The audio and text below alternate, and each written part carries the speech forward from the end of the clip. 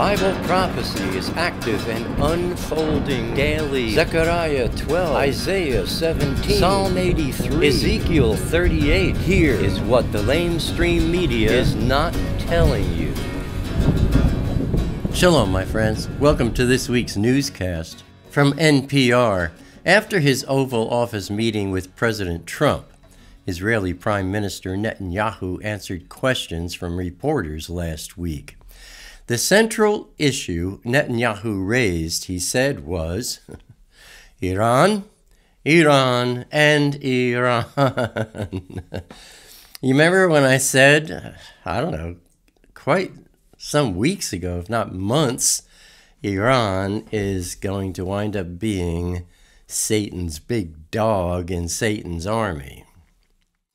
The president will decide by May 12th, that's yesterday, I haven't heard anything about it, whether to renew the Iran nuclear agreement, Netanyahu said. Turning to my personal thoughts from Zephaniah chapter 3, verses 8 to 9. Therefore, you of the Kodesh remnant, patiently wait for me, declares Yahweh. Wait for the day when I rise up as a witness against the nations, because it is my decision and my right to gather the nations and to assemble kingdoms and to pour out on them my indignation, the full heat of my burning anger. For in that day all the earth will be consumed by the fire of my zeal. And then I will give to my children a purified lip, a clear and pure speech.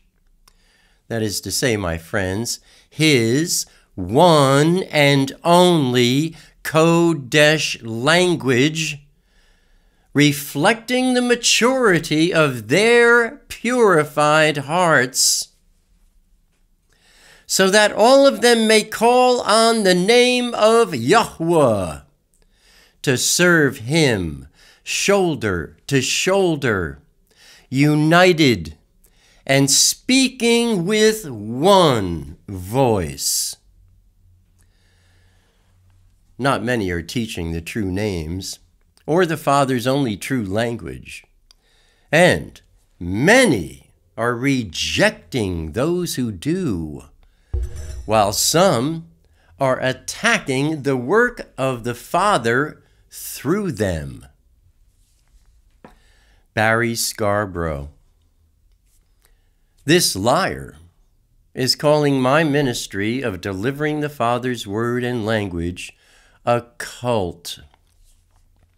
The fact is, he's simply rejecting the true names of the Father and his Son, and he is rejecting the Father's one and only language. It's only too obvious to all of us, my friends, that Barry is full of hatred for me, though I cannot imagine why. Except for one thing, he is falling for and listening to the lies of demons. And it's also obvious to any one of us that he has never taken the time to listen to anything I'm saying in any of my videos. And what he is yet to realize is that he's launching an attack armed with lies against Elohim. Now, watch what happens to his ministry, my friends. Take a look at Luke chapter 12, verse 51. Yeshua is creating division, and the tares are beginning to be exposed by the maturity of the wheat. That may not be the most precisely accurate analogy, if you will, but it paints the correct picture of what I mean to say.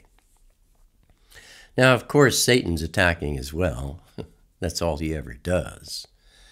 And this is spiritual warfare, my friends. There's nothing between Barry and myself or others. There's something between demonic forces and the Father's angelic forces. Anyone who comes against the teaching of the Father's name and his language is siding with Satan. Do not take this lightly. Remember Revelation chapter 3, verses 15 and 16. Yeshua clearly tells us, I know your deeds, that you are neither cold nor hot. I wish that you were cold or hot. But because you are lukewarm and neither hot nor cold, I will vomit you out of my mouth, rejecting you as an abomination with absolute disgust. I see that being spoken to so many. I see commenting under Barry's video, and by the way, I didn't watch 30 seconds of his video, but I looked at all the comments, and there are many who are agreeing with him and also saying, I never heard of this guy, but I agree with you. Or just agreeing with him and maybe they're familiar with me, but they haven't actually looked personally, taken the diligence to see if what he's saying is true or not, because none of it is. I have more than 700 videos, and he can't cite one that would support any one of the lies he's spewing forth, and he doesn't see that either. But those who agree with him without looking for themselves, that's being lukewarm. And as far as my ministry goes, my friends, I have indeed taken a firm stance of late. If anyone thinks I've changed, I haven't changed since I was pre-teens, but I have changed in this. I have taken a stance. I hereby condemn every tongue that rejects the true names of the Father and his Son, and I forthwith condemn every tongue that rejects the one and only true language of Yahweh, that is, the true word of Yahweh, Yeshua.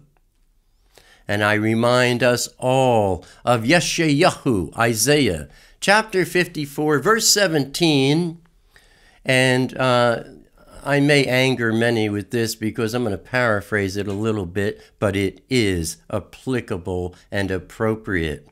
Quote, "No weapon that is formed against Allen will succeed, and every tongue that rises against Allen in judgment, Allen will condemn.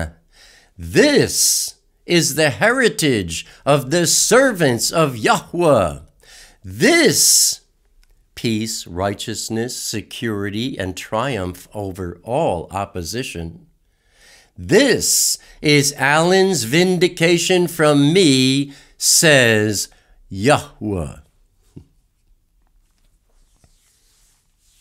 Turning to wars and rumors of wars.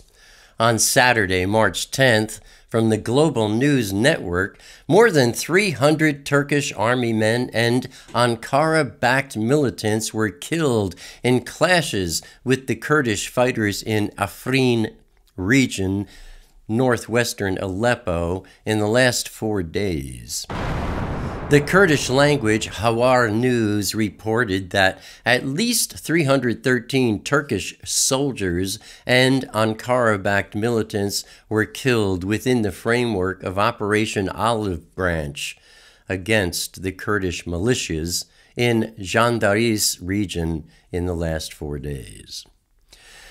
Then on Sunday, March 11th, from the Iraqi News, 4 ISIS soldiers were killed in clashes with pro-government troops on a border area between Diyala and Salahuddin provinces. The clashes between al-Hasht al-Sha'abi, Popular Mobilization Forces, and ISIS took place after the extremists tried to infiltrate into Diyala province. Then on Monday, March 12th, from the Wall Street Journal, the Syrian regime had seized more than half of the eastern Ghouta rebel enclave outside Damascus that has been under a tightening military and economic siege. The latest advances have split the enclave and made its recapture possibly imminent. The 3-week military assault on Ghouta, home to nearly 400,000 people, follows years of deprivation of food and medical supplies. The latest offensive has killed more than 800 civilians, and warplanes are dropping dozens of bombs daily, as well as fire rockets containing chlorine gas or incendiary chemicals. Turning to our Intifada update. On Sunday, March 11th, from the Times of Israel, the IDF arrested an Arab Israeli who crossed the border fence from Gaza into Israel carrying a grenade and a knife. An unarmed Arab Israeli was also apprehended after crossing the Gaza border in a different sector. And looking at our review of last week's news. More than 300 Turkish and Ankara-backed soldiers were killed in clashes with the Kurdish fighters in northwestern Aleppo in the last 4 days. 4 ISIS soldiers were killed in clashes with pro-government troops on a border area between Diyala and Salahuddin provinces.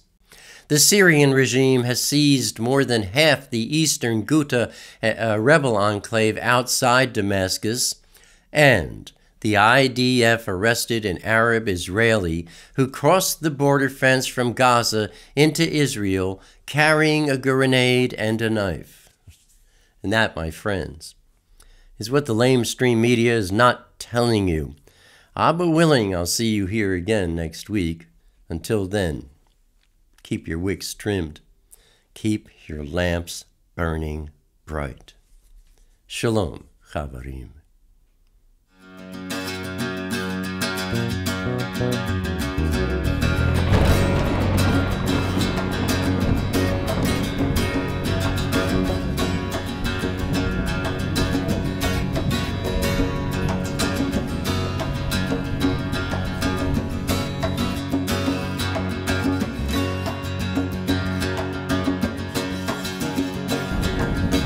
I don't like crowded rooms. I need more space than I consume.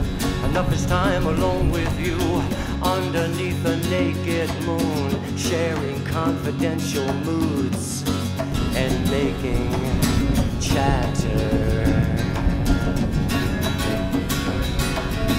Mockingbird nocturnal sings notations of eternal things, entering the quantum breeze, flying not for want of wings. He lights his gaze on you and me, simply because we matter.